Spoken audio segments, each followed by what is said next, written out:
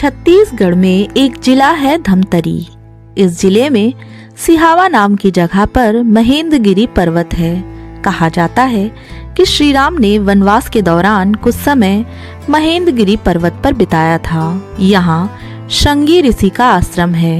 ये वही श्रृंगी ऋषि हैं जिनके यज्ञ से ही श्री राम का जन्म हुआ था। इस जगह की हर तरफ आज चर्चा हो रही है। यहाँ लोगों की भीड़ लग रही है क्योंकि लोग श्री राम के बारे में जानना चाहते हैं। मान्यता है कि निसंतान पति पत्नी आज भी इस आश्रम में औलादक के लिए पूजा करने आते हैं। उनकी मुराद भी पूरी होती है।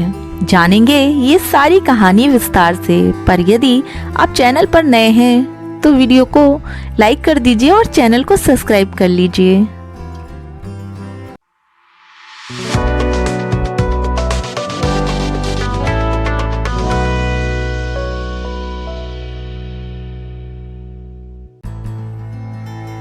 सिहावा धमतरी जिले में है। यह छत्तीसगढ़ की राजधानी रायपुर से करीब 160 किलोमीटर दूरी पर है। यह गांव महेंद्रगिरी पर्वत के नीचे और महानदी के तट पर बसा हुआ है।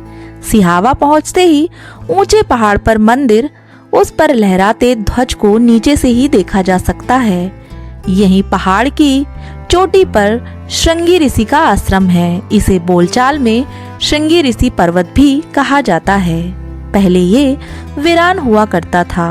यहाँ ऊपर जाने के लिए करीब 450 सीढ़ियाँ हैं। आश्रम में चट्टान के नीचे श्रृंगी ऋषि की तप करती हुई एक प्रतिमा है। श्रद्धालु यहाँ आते हैं और पूजा करते हैं। बताया जाता है कि भगवान श्री राम का श्रृंगी ऋषि से सीधा नाता था।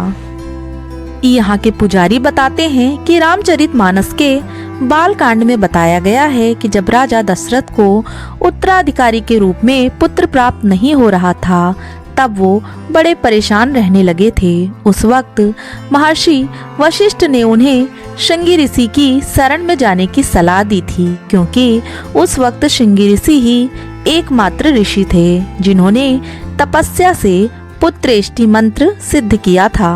महर्षि वशिष्ठ के कहे अनुसार राजा दशरथ सिहावा के महेंद्रगिरी पर्वत पर आए। उन्होंने श्रृंगी ऋषि की शरण में जाकर उनसे पुत्रेष्टि यज्ञ करने की प्रार्थना की। राजा दशरथ के साथ श्रृंगी ऋषि अयोध्या गए।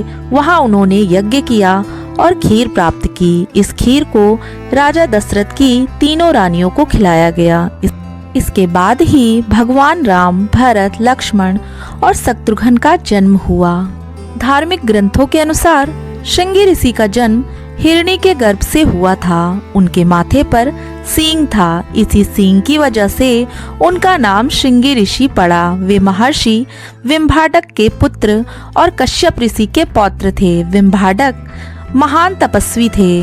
वे महेंद्रगिरी पर्वत पर रहते थे। साथ ही वो बेहद आकर्षक देह यष्टि वाले थे। स्वर्ग की अप्सराएं उन पर मोहित हो जाती थीं। एक बार जब विम्भाटक ऋषि तपस्या कर रहे थे, तब एक अप्सरा हिरणी का रूप लेकर उनके करीब चली गई। इसी समय विम्भाटक ऋषि का वीर स्खलित हो गया और पास के जल कुंड में मिल गया। इस पानी को उस हिरणी ने पी लिया और गर्भवती हो गई।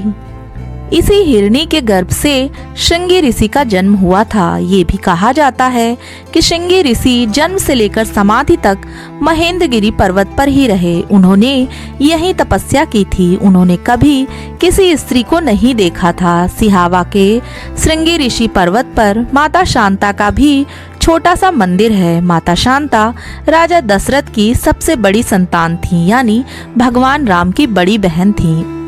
उन्हें माता कौशल्या की बहन ने गोद लिया था। राजा दशरथ ने पुत्रेष्टि यज्ञ के बाद श्रृंगी ऋषि को श्रेष्ठ दक्षिणा के रूप में अपनी बेटी शांता को दिया था।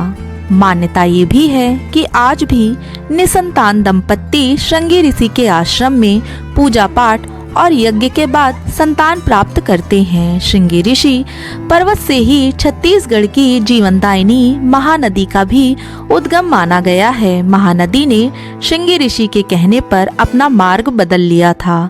पर्वत पर एक छोटा कुंड है जो कभी सूखता नहीं है। अगर आपको हमारी ये मेहनत, हमारी ये कोशिश पसंद आए तो वीडियो को लाइक करके चैनल को सब्सक्राइब कर दीजिए।